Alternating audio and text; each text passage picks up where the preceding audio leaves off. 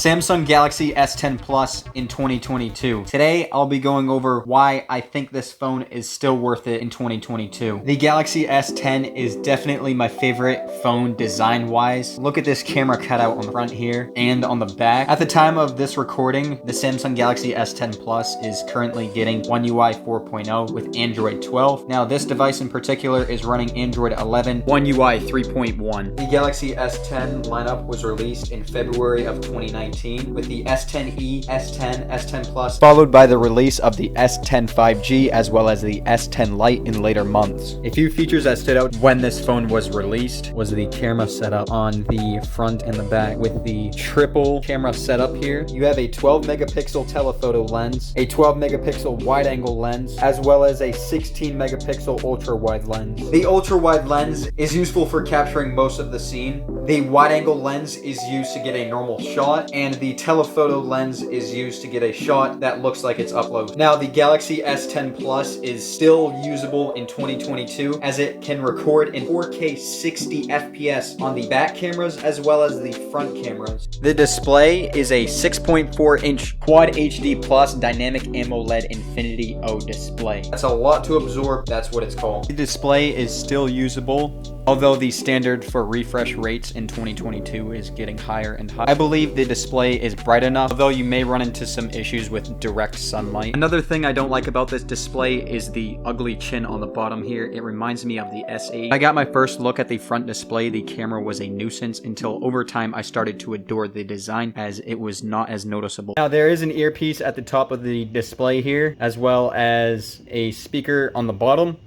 Now, this isn't anything crazy loud. It's still usable. There is an ultrasonic fingerprint scanner underneath the display here. That seems to work some of the time. Boom.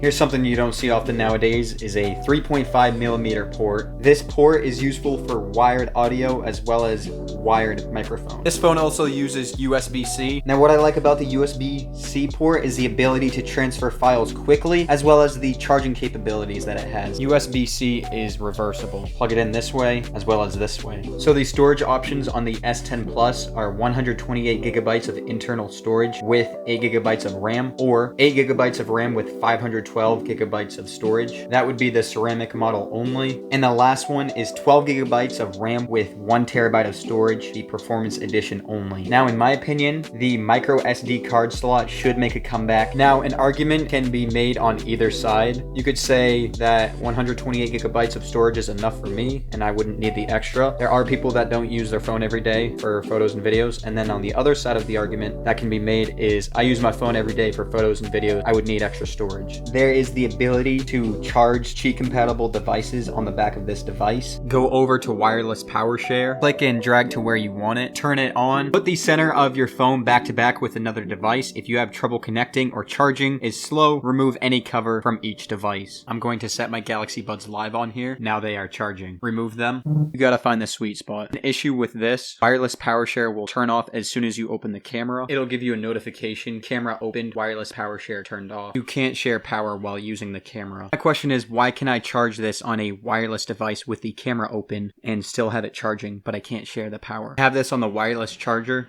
We will figure out if the charging pauses while the camera is open.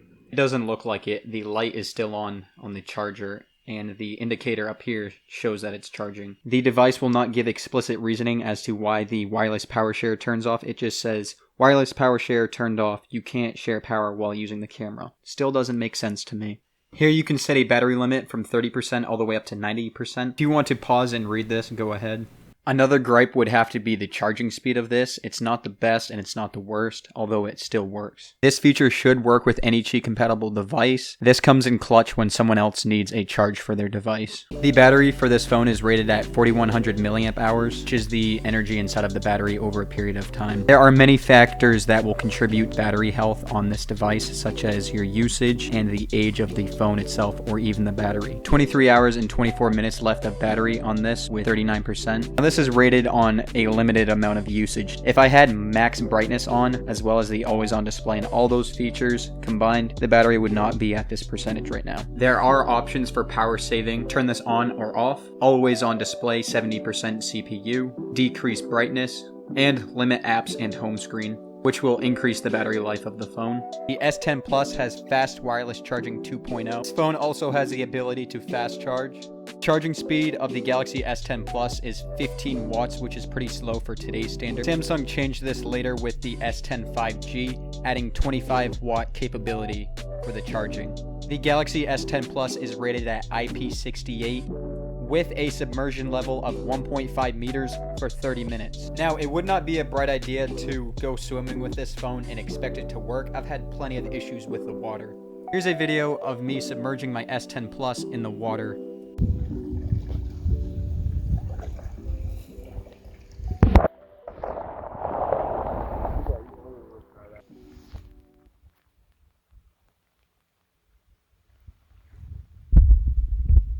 One of my main issues with this device is the error that says moisture detected in charging port. Please disconnect your charger. Not only does it apply to water, but it also applies to snow, mist, or anything like that.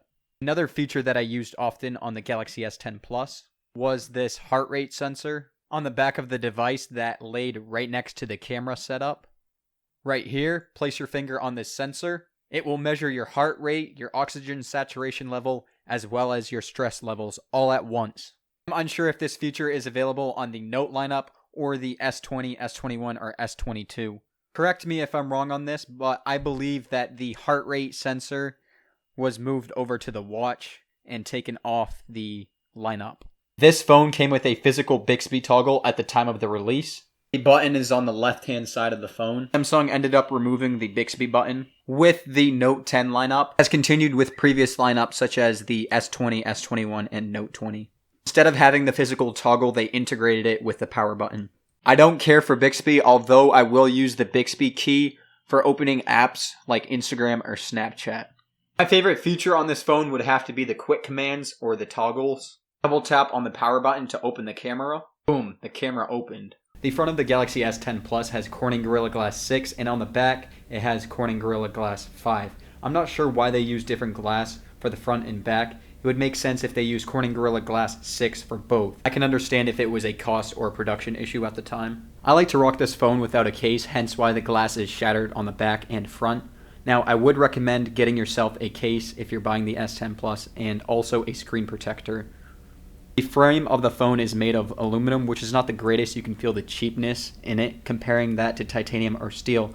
Now, you wouldn't be able to tell the difference if you weren't able to compare the three. Another great feature of this phone is the ability to quick share.